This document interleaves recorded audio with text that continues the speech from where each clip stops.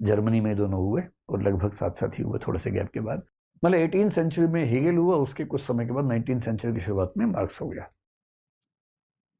Marks ने Hegel से बहुत कुछ सीखा, जिसको हम बोलते हैं डायलेक्टिकल मेथड, उसी से सीखा। बस डायलेक्टिकल मेथड को मेटेरियलिज्म के साथ एसोसिएट कर दिया, जो उसने नया काम किया। लेकिन बोला क्या कि हेगेल ठीक कह रहा था, लेकिन हेगेल सिर के बल खड़ा था, मैंने उसको सीधा कर दिया। अब ये जो है ना मैं का भाव, मैंने उसको सीधा कर दिया, अजीब किस्म का अहंकार है भाई। और मार्क्स के ही एक भक्त लेनिन के बारे में कहते हैं कि लेनिन ने मार्क्स को सिर के बल से पैर के बल खड़ा कर दिया। जॉर्ज लुकास ने ऐसा खुल के कहा कि मैंने उसको पैर के बल खड़ा किया, मार्क्स को। ये अहंकार बौद्धिक लोगों में भी होता है, बहुत होता है। मेरा सिद्धांत, मेरा विचार, इससे महान कुछ नहीं हो सकता। यह है सेरिब्रल किस्म का या बौद्धिक किस्म का नार्सिसिज्म। एक और है जो आजकल खूब देखता है, स्पिरिचुअल नार्सिसिज्म। कुछ लोग स्पिरिचुअल की बात करते हैं बहुत ज्यादा। कोई बाबा हो सकता है, कोई किसी भी धर्म का बाबा हो सकता है, और आप उससे बात कर रहे हैं, वो आपको ज्ञान दे रहा है कि भाई आत्मा ऐसे, परमात्मा ऐसे, ये करो वो मत करो, और आपने एक सवाल पूछ लिया। अब वो इस हिकारत के भाव से आपको देखेगा, तू समझता कि अपने आप को नीच पुरुष, नीच औरत, अध्यात्म सिर्फ मुझे आता है और किसी को नहीं आता है, जो मेरे मुंह से निकलेगा वही अध्यात्म है। यदि वो ऐसी बात करता हुआ दिखे तो वो स्पिरिचुअल नार्सिसिज्म का शिकार है। तो हर क्षेत्र के लोग ऐसे हो सकते हैं, ये किसी क्षेत्र विशेष की बात नहीं है। हेल्दी नार्सिसिज्म क्या होता है कि एक तो जो बच्चे होते हैं, आप देखेंगे छोटे बच्चों में आमतौर पर एक टेंडेंसी होती है, जैसे कोई छोटा सा बच्चा है, आप माताएं क्या करती हैं बच्चों को थोड़ा सिखाने के लिए, बच्चा कह रहे कि माँ मैं मजबूत नहीं हो रहा हूँ, तो माँ बोलती है बेटा दूध पियोगे तो मजबूत होगे। तो बच्चा दूध का गिलास पूरा गटगट पी जाता है, फिर बोलते हैं माँ मजबूत हो गया। फिर माँ बोलती है बेटा तो सबसे मजबूत बच्चा है दुनिया का। फिर बच्चा ऐसे कर कर घूमता रहता है दिन भर कि मैं सबसे मजबूत बच्चा हूँ। उसको उतना ही पता दुनिया में, बेचारा उसी में मस्त रहता है। ये भी नार्सिसिज्म है कि मैं सबसे मजबूत बच्चा हूँ, मैं सबसे समझदार बच्चा हूँ। माँ ने बच्चे से कहा बेटा बताओ 3 गुणा 3 क्या होता है। बच्चे ने कहा मम्मी 9 होता है। माँ कह रही वाह, आज तक इतने छोटे बच्चे ने नहीं बताया है, तुम बेटा अलग ही लेवल के बच्चे हो। जबकि हर घर में उस क्लास का बच्चा बता रहा है, पर इस बच्चे को यह नहीं पता कि हर घर में ये वाला खेल चल रहा है। इसको लग रहा है कि मैं सच में दुनिया में सबसे महान बच्चा हूं। पर वो माताओं का एक तरीका है, पेरेंट्स का एक तरीका है, ताकि बच्चा इसी कॉन्फिडेंस में सीखे और आगे बढ़े। तो उसको बोलते हैं ठीक है, वो हेल्दी लेवल है, उसमें कोई दिक्कत नहीं है। अगर किसी का नार्सिसिज्म किसी बड़े सोशल गुड के साथ जुड़ा हो, सोशल गुड का मतलब बड़ी भावना के साथ जुड़ा हो, मुझे अपने देश का नाम रोशन करना है और मैं उसके लिए ऐसा करूंगा, मैं इतना पढ़ूंगा, मैं इतना वो कर दूंगा, देश का नाम रोशन करूंगा, तो हो सकता है कि नार्सिसिज्म हो, लेकिन आप देश के साथ जोड़ रहे हो, समाज के साथ जोड़ रहे हैं, तो फिर भी उसको मान लेते हैं कि हेल्दी हो सकता है। और तीसरा, अगर वो कंट्रोल में है, कंट्रोल का मतलब देखो थोड़ी बहुत तो खुशी सबको होती है, स्वाभाविक बात है। अपने आप को लेके खुशी का भाव होना बहुत स्वाभाविक है। एक भाव है सेल्फ एस्टीम, जिसका मतलब है कि अपने व्यक्तित्व को लेकर खुशी का भाव रखना स्वाभाविक बात है। किसी किसी मामले मन में आता है कि यार बात तो है मेरे अंदर, कुछ तो बात है मेरे अंदर, है ना। ये बात थोड़ी बहुत आए तो उसमें कोई दिक्कत भी नहीं है, बस इससे ढिंढोरा मत पीटिए, है ना। मन में आ रहा तो क्या दिक्कत है, थोड़ी बहुत आने दीजिए, और कंट्रोल में रहे तो कोई दिक्कत भी नहीं है कि मेरे अंदर बात तो है, ठीक है, उसके अंदर भी बात है, हाँ उसके अंदर भी बात है यार, उसके अंदर, हाँ उसके अंदर भी बात है, तो कोई समस्या नहीं। दिक्कत है कि केवल मेरे अंदर बात है और किसी में नहीं। गालिब जैसा महान शायर एक लाइन लिख के गया, हैं और भी दुनिया में सुखनवर बहुत अच्छे। सुखनवर मतलब कविता लिखने वाले, सुखना मतलब कविता होता है। हैं और भी दुनिया में सुखनवर बहुत अच्छे, कहते हैं कि गालिब का है अंदाजे बयां। और ये गालिब खुद कह रहे हैं कि यूं तो दुनिया में और भी बहुत शायर हैं अच्छे अच्छे, पर कहते हैं कि गालिब में जो बात है वो बात नहीं है, वो अंदाजे बयां, वो कहने का तरीका किसी और में नहीं है। अब ये भी नार्सिसिज्म एक तरह का, पर ये ठीक है, हेल्दी है, हंसी मजाक में कही गई बात है। फिर गालिब ये भी कहेंगे कि जब मैं मर जाऊंगा लोग बहुत याद करेंगे मुझे, तुम तो मुझे भाव नहीं दे रहे इस समय, बहुत याद करोगे। कि वो हर एक बात पे कहना कि यूं होता, मतलब हुई मुद्दत के गालिब मर गया पर याद आता है, वो हर एक बात पे कहना कि यूं होता तो क्या होता। ऐसा कई लोग करते हैं, वहां तक दिक्कत नहीं है। आज की इस चर्चा का पर्पस ये नहीं कि आप अपनी तारीफ करना भूल जाएं, कीजिए, ज्यादा मन में कीजिए, थोड़ी बहुत बाहर कर लीजिए, लेकिन जब बाहर करें अपने साथ साथ औरों के भी कर लीजिए। जब औरों के भी करेंगे तो ठीक है, जब आदमी केवल अपनी तारीफ में मशगूल रहे रात दिन तब समस्या है। लेकिन जब हम कहते हैं कि नार्सिसिज्म एक डिसऑर्डर बन गया, तो उसके 3-4 लक्षण क्या हैं, इनको आज से पहचानना शुरू कर दीजिए अपने आसपास के व्यक्तियों में, और आसपास से पहले अपने अंदर। वरना आदमी बाहर ही देखता रहता है लंच लेके, खुद को नहीं देखता। कई बार ये भी होता है ना।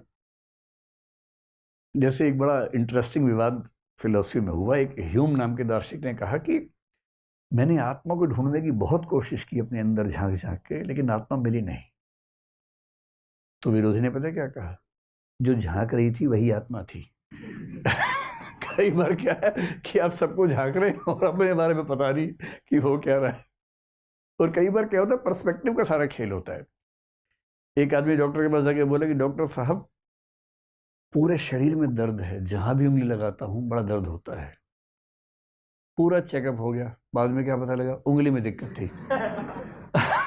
दिक्कत उंगली में, कहीं भी लगा रहा दर्द हो रहा है बेचारा, लेकिन उसका परसेप्शन क्या है कि पूरी बॉडी में पेन है। तो पेन भाई जो चेक कर रहा है उसमें भी तो हो सकता है, ये थोड़ा ना कि बाहरी होगा। तो जब आपको चिंता की घंटियां सुननी चाहिए, यानी कि नार्सिसिस्टिक पर्सनैलिटी डिसऑर्डर की बात जब होने लगे, उसमें क्या क्या लक्षण होते हैं। एक तो होता है कि सेल्फ इंपॉर्टेंस का भाव बहुत ज्यादा इन्फ्लेटेड, यानी कि बहुत ज्यादा बढ़ा चढ़ा के अगर किसी के अंदर है, मतलब किसी को ये लगने लगता हो कि मेरे बिना तो दुनिया चल नहीं पाएगी, मेरे बिना तो देश का विकास ही नहीं हो पाएगा, अगर मुझे कुछ हो गया तो संसार कैसे चलेगा, मुझे कुछ हो गया तो मेरे देश का क्या होगा। जब कोई ऐसी बात करने लगे ना, उसको समझा देना है कि इस पूरे ब्रह्मांड में हमारी हैसियत एक धूल के कण से ज्यादा नहीं होती है, और दुनिया में ऐसा कोई नहीं जिसके बिना दुनिया रुक जाएगी। दुनिया धूमधाम से चलती है, बड़े बड़े आए निपट गए, पता भी नहीं चलता है। मतलब सिकंदर को भी ऐसी गलतफहमी अपने बारे में हो गई थी कि मैं पूरी दुनिया को जीत लूंगा, और क्या होगा दुनिया को जीत लूंगा, उससे बेवकूफ़ी बिना बात के, इतनी टाइम एनर्जी वेस्ट कर दी, कितने लोगों को मरवा दिया बिना बात के। और उस पर एक गजल में क्या कहते हैं, याद रख सिकंदर के हौसले तो आली थे, आली मतलब बहुत ज्यादा बड़े थे, याद रख सिकंदर के हौसले तो आली थे, जब गया था दुनिया से दोनों हाथ खाली थे। अंत में वही होना है। ज्यादा नाटक करने की जरूरत नहीं है। इसलिए यदि किसी को ये लगने लगे कि मैं इतना महत्वपूर्ण हूं, इसी को गॉड कॉम्प्लेक्स कहते हैं, अपनिच भगवान है। जब ये भाव मन में आने लगे, अगर आपके आसपास किसी के अंदर भी ये भाव दिखने लगे आपको, तो अलार्म बजा लीजिए कि मामला ठीक नहीं चल रहा है। सेल्फ कॉन्फिडेंस अलग चीज होती है, और इंटरेस्टिंग बात है कि नार्सिसिस्टिक लोगों में आमतौर पर सेल्फ कॉन्फिडेंस कम होता है, और क्योंकि कॉन्फिडेंस कम है, वो डिफेंस मैकेनिज्म के तौर पर दिखाते ज्यादा है। इसका सामान्य एग्जाम्पल दुनिया में पता है क्या है, जैसे आप सड़क पर किसी से बात करें, झगड़ा हो जाए मान लीजिए, और दूसरा व्यक्ति बोले जानते मैं कौन हूं, जानते मैं कौन हूं। इस समय डरने की बात नहीं है। अगर वो कुछ होता तो बोलता नहीं। कुछ लोग क्या करें, फोन निकालेंगे, मिला फोन, मिला फोन, मिला फोन, अमित शाह को लगा फोन, प्राइम मिनिस्टर को लगा फोन। इसका मतलब है कि इसका फोन नहीं उठने वाला, इसको नंबर भी नहीं पता। इसने उनके नाम से कोई भी नंबर सेव कर रखा होगा, दिखा देगा, देखो नंबर है, अभी देखो, हेलो, हाँ आ जाइए, आप आ जाइए, यहाँ आ जाइए। ये ढिंडोरची लोग किसी काम के नहीं होते हैं, इनसे डरने की जरूरत एकदम नहीं है। जिसके अंदर दम होता है ना, कहता नहीं है, वो करता है। तो जो ज्यादा ढिंडोरा पीटे, इसका मतलब वो बेकार की बात ज्यादा कर रहा है। और जिसमें कॉन्फिडेंस हो तो उसको दिखाने की जरूरत नहीं पड़ती है। ज्यादा दिखाने की जरूरत उसे है जिसके अंदर कॉन्फिडेंस की कमी है। इसलिए वो दूसरों के नाम से ताकत निकालता है, संपर्कों के नाम से ताकत निकालता है। मैं इसको जानता हूं, मैं उसको जानता हूं, मैं कॉलेज से 50 लड़के बुला लूंगा तुझे मारने के लिए। अरे यार, खुद ही लड़ लो, क्यों 50 किराए पे बुलाओगे लड़के मारने के लिए? आओ खुद ही लड़ लेते हैं। कॉन्फिडेंस होगा, वो क्या बोलेगा, बुला लो, बोला बोला मैं यहीं बैठा हूँ, बोला जाओ ना। तो कॉन्फिडेंस अलग चीज है, नार्सिसिज्म अलग चीज है। पहली बात ये, नार्सिसिस्ट व्यक्ति के साथ सबसे बड़ी समस्या क्या है कि उसके अंदर एम्पैथी आमतौर पर नहीं के बराबर होती है। एम्पैथी का मतलब हुआ, एम्पैथी का मतलब हुआ दूसरों की परेशानियां, दूसरों की समस्याएं, दूसरों की मनस्थितियां समझने की ताकत। आप देखेंगे कि जब बच्चे 10-15 साल के होते हैं तो पेरेंट्स को बहुत दुख आमतौर पर किस बात का होता है कि हमारे संघर्ष, हमारा दुख, हमारी पीड़ा ये बच्चे समझते नहीं। हम रात दिन खटते रहते हैं इनके लिए और ये वैल्यू नहीं देते हमें एकदम। इसका मतलब है एम्पैथी का न होना, दूसरों के दर्द को, दूसरों की पीड़ा को न समझ पाना। एक नार्सिसिस्ट व्यक्ति दूसरों के दुख दर्द को महसूस नहीं कर पाता है और कभी कभी तो उससे आगे बढ़ के वो सैडिस्ट हो जाता है। सैडिज्म का मतलब है दूसरों को दुख दे के खुश होना।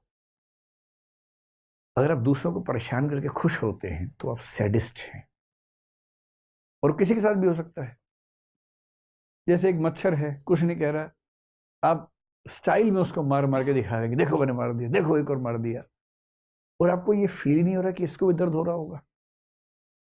आप सड़क पर चल रहे हैं, वहां कुछ कुत्ते भी घूम रहे हैं, कुछ नहीं कह रहे आपसे, आपने पत्थर उठा के मार दिया उसको, टांग टूट गई, टांग टूट गई, मजा आ गया, मजा आ गया, क्या निशाना है मेरा। आपको फील ही नहीं हो रहा कि आपकी इस बेवकूफी से एक उस प्राणी का बेचारा जीवन भर विकलांग हो गया वो। तो यह है सैडिज्म, एम्पैथी का ना होना, उसको भी दर्द होता होगा ये महसूस ना होना। तो एम्पैथी का ना होना, सैडिज्म का होना। एक नार्सिसिस्ट व्यक्ति कभी भी अपने क्रिटिसिज्म को, अपनी आलोचना को नहीं सुन पाएगा। सेल्फ कॉन्फिडेंस और क्रिटिसिज्म में क्या अंतर है? आपके अंदर कॉन्फिडेंस है, कोई आपसे कहेगा यार आप बड़े अच्छे व्यक्ति हो, सब बढ़िया, लेकिन इस मामले में कमजोर हो, आप क्या बोलेंगे? हाँ मैं कोशिश करूंगा, इसमें थोड़ा और काम करूंगा। आप मान लेंगे कि हाँ मेरे अंदर गलतियां हैं, आप मान लेंगे कि मुझ में कमियां हैं, मैं कुछ और ठीक हो सकता हूं।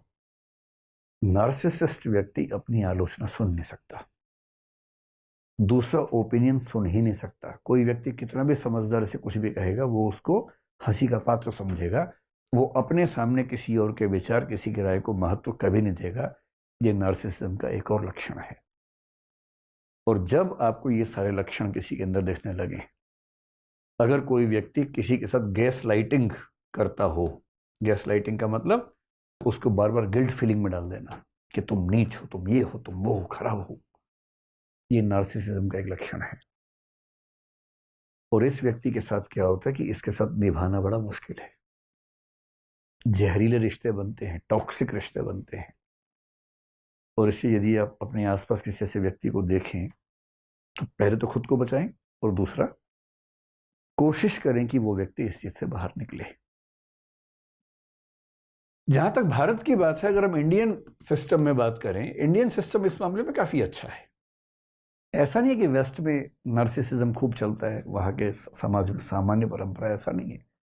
वहां भी तो ऐसे लोग हुए। मैं कई बार जिक्र करता हूं कि सुकरात उसी ग्रीस में हुए थे। उसी सुकरात ने यह बात कही थी कि मैं एक ही बात जानता हूं कि मैं कुछ भी नहीं जानता हूं, बहुत कम जानता हूं। बहुत कम लोग जानते हैं कि वो बहुत कम जानते हैं। बहुत गहरे लोग तो पश्चिम में भी हुए, पर भारतीय परंपरा में आप देखेंगे कि व्यक्ति विशेष का महत्व कम है, समाज का महत्व ज्यादा होता है। और इसलिए आप देखेंगे कि भारत में अगर आपको नार्सिसिस्टिक कैरेक्टर्स देखेंगे तो आमतौर पर वो दिखेंगे जो राक्षस या दैत्य या असुर या दानव के रूप में देखे गए हैं। आप रामायण अगर पढ़ेंगे तो पाएंगे कि उसमें जो रावण का कैरेक्टर है उसके कई कथन, रावण और उसके परिवार में, मेघनाथ का हो सकता है, कुंभकर्ण का हो सकता है, जब वो युद्ध में आते हैं तो कुछ कथन ऐसे बोलते हैं कि मैं सारे संसार का राजा हूं, मैंने सारे संसार को जीत लिया, मैंने इंद्र को हरा दिया, मेरे सामने कोई कुछ नहीं है, तू क्या है। ये नार्सिसिज्म है। लेकिन अब चाहे वो कंस की बात कर लीजिए, चाहे वो दुर्योधन की बात कर लीजिए, इन महाकाव्यों में जो कैरेक्टर्स हम मानते हैं कि नेगेटिव साइड में हैं, उनके अंदर ऐसे सेंटेंसेस आपको खूब नजर आएंगे। लेकिन जो कैरेक्टर्स आमतौर पर पॉजिटिव साइड में हैं, आमतौर पर उनके मुंह से ऐसे कथन नहीं निकलेंगे। बल्कि एक बहुत महत्वपूर्ण कंसेप्ट है महाभारत में, मैं आपको वो छोटी सी कहानी बताता हूं तो आप उसका आनंद ले पाएंगे कि भारतीय परंपरा में कितनी शानदार बात कही गई है। महाभारत आप जानते हैं क्या होता है ना। तो महाभारत का युद्ध चल रहा है कुरुक्षेत्र में, और युद्ध काफी सघन बिंदु पे आ चुका है, खतरनाक बिंदु पे आ चुका है। कौरवों की सेना बहुत बड़ी है, पांडवों की सेना छोटी है। बस पांडवों के पास ये है कि कृष्ण साथ में है, और कृष्ण की जो कूटनीति है, वैसे भी लठैती काम नहीं आती है, कूटनीति बहुत बड़ी चीज है लठैती की तुलना में, उसकी वैल्यू ज्यादा होती है। कृष्ण कूटनीति के इतने पुरोधा हैं कि उनके सामने बड़े बड़े जो बलशाली लोग हैं चल नहीं पाते हैं। अब हो क्या रहा है? अच्छा, कृष्ण को शुरू से अंदाजा था कि कर्ण को संभालना आसान नहीं होने वाला है, बाकी सबको संभाल लेंगे, कर्ण नहीं संभलेगा। तो कुंती ने कर्ण से एक निवेदन किया, और कर्ण ने अपनी माता से कहा, ठीक है माता जी, आप निश्चिंत रहें, आपके 5 बच्चे बचे रहेंगे। जिसमें निहित था कि मैं आपका एक बच्चा नहीं छोड़ूंगा, अर्जुन, बाकी सब छोड़ दूंगा। अब कुंती भी चिंतित है, क्योंकि वे बच्चे तो उसके हैं ना, बच्चे की चिंता किस माँ को नहीं होगी। अब हो क्या रहा है युद्ध में? द्रोणाचार्य की मृत्यु हो चुकी है, अश्वत्थामा वाली कहानी आपने सुनी ही है। भीष्म भी युद्ध लड़ने की स्थिति में नहीं है, अब वो शैया पे लेटे हुए हैं, युद्ध नहीं लड़ रहे हैं। बहुत बड़े बड़े सैनिक कौरवों की तरफ के खत्म हो चुके हैं, हार चुके हैं, कर्ण कंट्रोल नहीं हो रहा। और पांडव उधेड़बुन में है, युद्ध के बाद शाम की मीटिंग चल रही है। युधिष्ठिर एक ऐसा व्यक्ति है जो बहुत ही विनम्र है, संयमित है। आप युधिष्ठिर के मुंह से गलत बात आमतौर पर नहीं सुनेंगे, क्योंकि संयम बहुत ज्यादा है। लेकिन उस दिन, उस कमजोर क्षण में युधिष्ठिर भी संयम खो बैठे अपना, और अर्जुन को बोल रहे हैं कि तुम तो कहते थे कि तुम दुनिया के सबसे अच्छे धनुर्धर हो भाई, अजीब हाल है, तुम कर्ण को मार ही नहीं पा रहे, काहे की तुम्हारी धनुर्विद्या, काहे का तुम्हारा गांडीव धनुष। ये सुनते अर्जुन को आग लग गई एकदम, और अर्जुन ने एक कसम ले रखी थी, प्रण लिया हुआ था कि यदि कोई मेरे गांडीव धनुष का अपमान करेगा तो मैं उसका जीवन ले लूंगा। ये प्रण लिया हुआ था, प्रतिज्ञा थी। अब मामला फंस गया कि अपमान कर दिया बड़े भाई ने। बड़ा भाई और पिता परंपरा में एक ही माना गया है, तो पिता स्वरूप बड़े भाई ने अपमान कर दिया।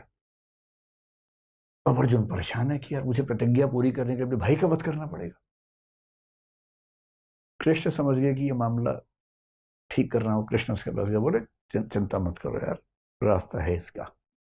क्या रास्ता है? बोले शास्त्रों में कहा गया है कि पिता का अपमान करना और पिता की हत्या करना बराबर बात है, तो तुम युधिष्ठिर का अपमान कर दो, तुम बड़े भाई के वध के पाप से मुक्त हो जाओगे। उसने कहा ये ठीक रहेगा। तो उसने उसी सभा में वापस जाके बोला, आपने जो जुआ खेला उसकी वजह सब कुछ हो रहा है, आपने ही सारी गड़बड़ की थी। उस दिन आपने पत्नी को दांव पर लगा दिया, राज्य को दांव पर लगा दिया, आपकी वजह से वनवास हम सबको मिला, हम सबका जीना मुश्किल हुआ, ये आप जिम्मेदार हैं इसके। युधिष्ठिर अवाक देख रहे हैं कि ये क्या बोल रहा है भाई, कैसे बोल रहा है। फिर कृष्ण ने संकेत किया, हो गया बस पर्याप्त है। अब वापस आए, युधिष्ठिर तो चुप हो गए। उदात्त आदमी चुप हो जाता है, ऐसे क्या बोलेगा उसके बाद। अब अर्जुन को गिल्ट फीलिंग बड़ी खतरनाक है। कृष्ण के पास बैठ के बोल रहा है कि मैं ये झेल नहीं सकता। पिता की निंदा और पिता की हत्या बराबर है। मैंने पिता की निंदा की, यानी कि मैंने पिता की हत्या की है, और पिता की हत्या के बाद मैं जीवित रहूं ये संभव नहीं है। मैं तो खुद को खत्म करूंगा। सबने समझा है, पर वो अड़ गया ना, और फिर चिता तैयार कर ली गई उसके लिए। अब कृष्ण को लगा, बताओ यार, एक सॉल्यूशन निकाला है तो मामला दूसरा फंस गया। फिर कृष्ण ने मामला संभाला। कृष्ण तो मामला संभाल लेते हैं। कृष्ण बोले, देखो शास्त्रों में एक बात और कही गई है। तो अर्जुन तो तैयार था एकदम। तो उसने कहा, क्या कहा गया है? कृष्ण ने कहा, आत्म प्रशंसा और आत्महत्या बराबर है, इसलिए अपनी तारीफ कर लो, आत्महत्या हो जाएगी। अब ये कहानी कितनी सही है कितनी गलत है मुझे नहीं पता, क्योंकि मैंने तो इंटरनेट से कहीं ढूंढी तो पढ़ी है पूरी कहानी। पर एक रोचक बात है, आत्म प्रशंसा को, नार्सिसिज्म को आत्महत्या माना गया है। और इसका मतलब है कि हमारी कल्चर ये सिखाती है कि कोई भी बच्चा अगर उछल कूद मचाए कि मैं तो ये हूँ, मैं तो वो हूँ, तो ना, तुम ये वो नहीं हो, एक बहुत बड़े संसार के छोटे से हिस्से हो, उतने ही हो, उतना ही अपने आप को समझो। और इसीलिए आपको इंडियन फिलॉसफी, इंडियन लिटरेचर की परंपरा में ऐसे एक से बढ़कर एक लोग दिखेंगे, बहुत योग्य थे पर बड़ा बोल नहीं बोलते थे। बड़े बड़ाई ना करें, बड़ा ना बोलें बोल, रहीमन हीरा कब कहे लाख टका मेरो मोल। जो बड़ा होता है बड़ाई नहीं करता है अपनी। रहीम कह रहे हैं हीरा कब कहता है कि मेरा मोल लाख टका है, नहीं कहता, कहना भी नहीं चाहिए। क्यों कहना चाहिए? तो रहीम की ये लाइन नार्सिसिज्म के खिलाफ ही तो है। तुलसीदास जैसा आदमी जो इतना महान महाकाव्य, मतलब पूरी भारतीय परंपरा में सबसे महान महाकाव्य कौन सा मानता है? रामचरितमानस। भारत के दुनिया भर में मानते हैं, क्योंकि उतनी प्रसिद्धि किसी को नहीं मिली। वो आदमी इतनी महान रचना लिखने के बाद भी क्या लिखता है? कवित विवेक एक नहीं मोरे, सत्य कहो लिखी कागज कोरे। यानी कविता करने का विवेक रत्ती भर मेरे अंदर नहीं है, मैं तो जो सच समझता हूं कोरे कागज पर लिख देता हूं, बस इतना ही करता हूं। कवि न हो नहीं बचन प्रवीणु, सकल कला सब विद्याहीनु। ना कवि हूं, ना भाषा की प्रवीणता मेरे अंदर है, सारी विद्याओं से हीन हूं, बहुत ही छोटा व्यक्ति हूं। ये वो व्यक्ति कह रहा है जिसने दुनिया का सबसे सफल महाकाव्य लिखा है, क्योंकि उसके संस्कार ये कहते हैं कि अपनी प्रशंसा करना बहुत बुरी बात है। कबीर दास ने पूरी दुनिया में आग लगा दी, इतना अच्छा साहित्य लिखा, इतना अच्छा साहित्य लिखा। और जब किसी ने पूछा कि आप इतनी अच्छी कविताएं कैसे लिखते हैं, तो क्या कह रहे हैं? तुम जिन जान्यो गीति हैं वह निज ब्रह्म विचार। तुम जिनको मेरी कविताएं बता रहे हो ना, कविता वविता कुछ नहीं है, मैं तो अपनी बात भगवान के बारे में लिखता हूँ, आप उसको बोलते कविता है। कविता कहाँ? ना मैं पढ़ा लिखा हूँ, ना मैं कुछ जानता हूँ। मतलब कबीर कह रहे हैं कि मैं पढ़ा लिखा नहीं हूँ, जबकि उनका साहित्य पढ़ के लोग पीएचडी कर करके खत्म हो गए हैं, पर वो कह रहे हैं कि मैं तो पढ़ा लिखा नहीं। बड़प्पन की पहचान होती है अपने बारे में कुछ ना कहना, और ये बात भारतीय परंपरा में एक नहीं, दो नहीं, हजारों बार कही गई है। और इसलिए जब हम आजकल की रिसर्च देखते हैं, पश्चिम में रिसर्च हाल में हुई, एक शब्द चल पड़ा है और वो है नार्सिसिस्टिक एंड, इसको क्या बोलेंगे, एपिडेमिक। अभी तो पेंडेमिक नहीं है, कि पश्चिम का समाज इस समय नार्सिसिस्टिक एपिडेमिक से गुजर रहा है। महामारी फैल गई। और महामारी फैलने के लक्षण क्या होते हैं, आप कभी गौर कीजिएगा। आप देखिए कोई व्यक्ति मैं शब्द का प्रयोग कितनी बार करता है और हम शब्द का प्रयोग कितनी बार करता है। अगर किसी की भाषा में मैं और मेरा बहुत ज्यादा है, हम और हमारा नहीं आ रहा है, इसका मतलब है कि मामला गड़बड़ है। क्योंकि ये समझना पड़ेगा कि आप जब परिवार में हैं, देश में हैं, तो कुछ भी होता है तो जिम्मेदारी हम सबके सामूहिक है, अच्छे मामलों में, बुरे मामलों में भी। एक अच्छा टीम लीडर जब भी सफलता होगी उसका श्रेय टीम को देगा। हमारी टीम ने ऐसा ऐसा किया, हमारी टीम शानदार है, कभी नहीं बोलेगा कि मैंने ऐसा किया। और जब कोई गलती हो जाएगी तो सबकी जिम्मेदारी अपने ऊपर लेगा कि मेरी गलती है, मैं इसके लिए क्षमा मांगता हूं, टीम का नाम कभी नहीं आने देगा। और जब कोई श्रेय लेने के नाम पे बार बार मैं, मेरा ये करे, इसका मतलब लक्षण ठीक नहीं है। और ये इस समय पश्चिम में, भारत में भी आप कह सकते हैं, इतना ज्यादा हो गया है मैं का इस्तेमाल।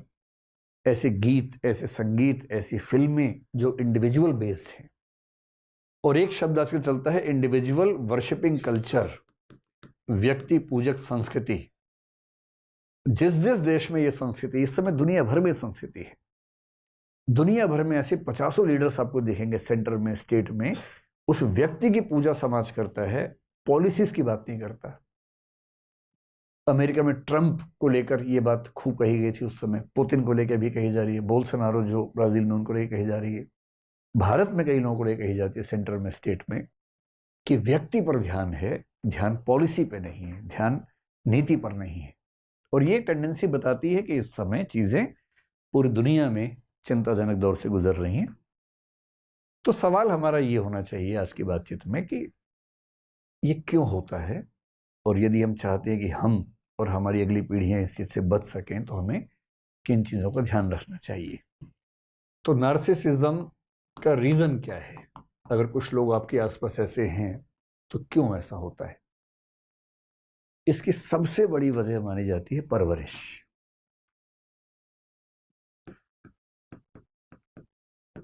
परवरिश कह लीजिए, तरबियत कह लीजिए, चाइल्ड रीडिंग कह लीजिए, बच्चों का सोशलाइजेशन कह लीजिए, जो भी शब्द इसके लिए आप चुनना चाहें। सबसे बड़ी जिम्मेदारी आती है पेरेंट्स पे इसकी। आपने कभी देखा कि कई अपराधी परिवार ऐसे हैं जिनमें पीढ़ी दर पीढ़ी अपराधी होते रहते हैं? उसकी अकेली वजह यही है, और कोई वजह उस पर काम नहीं आती। क्या है परवरिश का इफेक्ट इसमें?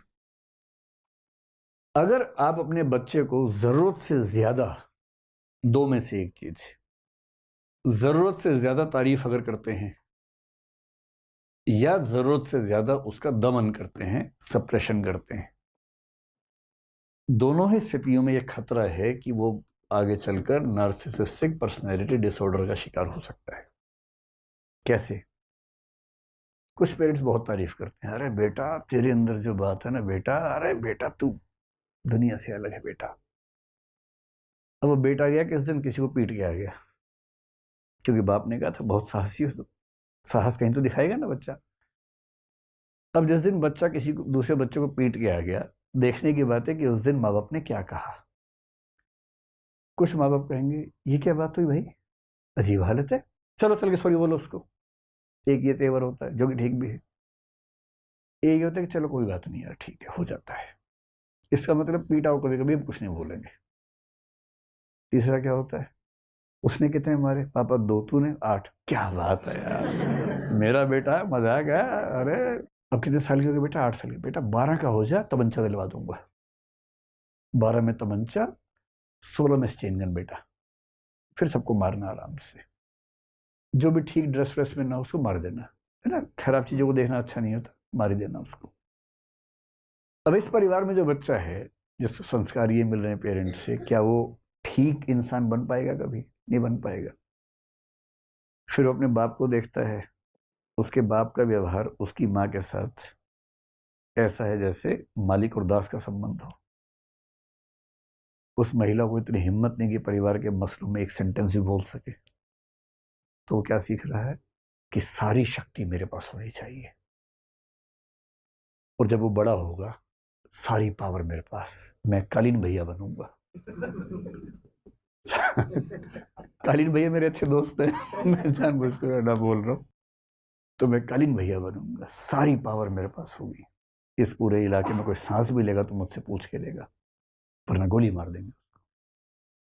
तो जो परवरिश में यदि आपने गलत चीजों पर तारीफ करनी शुरू कर दी, बच्चे ने हिंसा की, बच्चे ने गाली दी, गाली दे क्या, कौन सी, ये वाली, अरे बेटा 3 और सिखाता हूँ, नोट कर, नोट बनाओ, ये वाली गाली है, ये वाली है, ऐसे देते हैं, इस सीक्वेंस में देते हैं। अगर आप इस लेवल पर बच्चों को ट्रीट कर रहे हैं तो सीधी सी बात है कि बच्चे आगे चलकर आपसे आगे ही निकलेंगे। हर बाप चाहता है कि बच्चा आगे निकले, तो बच्चा आगे निकल जाता है। इस मामले में भी आगे निकलता है। दूसरा तरीका क्या है? अननेसेसरी रिप्रेशन या सप्रेशन अगर बच्चे का होता है, बच्चा कुछ भी करे, हाँ बेटा एग्जाम ठीक रहा, हाँ मम्मी ठीक रहा, कितने नंबर है पापा? 99% है। एक कहाँ गया? इसके लिए भेजा था स्कूल तुझे कि 100 में छोड़ के आ जाओ, और इसी पे 2 झापड़ मार दिए, आज खाना नहीं मिलेगा। अगली बार पापा 99.5% है। अच्छा, क्लास में रैंक कौन सा है? 2nd। कितने बच्चों में? 100 में। ये कौन है? ना बेटा ना, तू जिस खानदान का है ना, उसमें 2nd रैंक आज तक किसी का नहीं आया। कहना चाह रहे कि 2nd भी आज तक किसी का नहीं आया, पर कहते हैं कि पर भाव तेवर ये रहता है कि 2nd आज तक किसी का नहीं आया बेटा, 1st ही चाहिए बेटा, नाम डुबा दिया तूने हमारा। इतना दबाव। कोई अंकल आंटी है, चलो बेटा पोएम सुनाओ, आओ आओ पोएम सुनाओ, उससे बच्चे के मन में भाव आता है कि आग लगा दूं दुनिया में मैं। यार मैं रेडियो हूँ, जब सब लोग आए आओ पोएम सुनाओ, मछली जल की रानी है, ये कोई बात हुई? ये होता है बच्चों को एकदम साधन समझना, वस्तु समझना, ऑब्जेक्टिफाई करना।